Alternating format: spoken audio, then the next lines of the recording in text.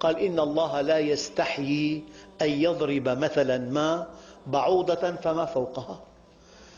وضعت البعوضة تحت مجهر إلكتروني بكبر 400 ألف مرة، فإذا في رأسها 100 عين، وزن البعوضة 1/1000 من الغرام، في رأسها 100 عين، في فمها 48 سنا، في صدرها قلوب 3، قلب مركزي وقلب لكل جناح، وفي كل قلب أذينان وبطينان ودسامان.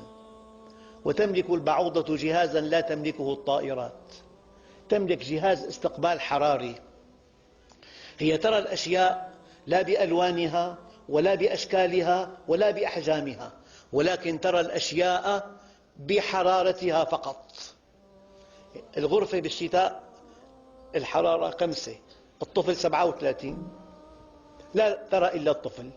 مع جهاز تحليل دم، ما كل دم بيناسبها، تأخذ عينة بعدين بتمص.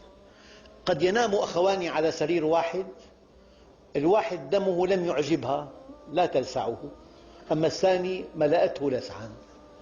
مع جهاز تحليل ومع جهاز تميع دم، لأن دم الإنسان سمج لا يسري في خرطومها، بتميع الدم.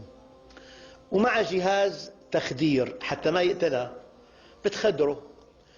لما تنتهي من مص الدم بعد ثواني بينتهي مفعول التخدير، بحس بلسعة البعوضة يضربها بكل قوته، هي في سماء الغرفة تضحك عليه.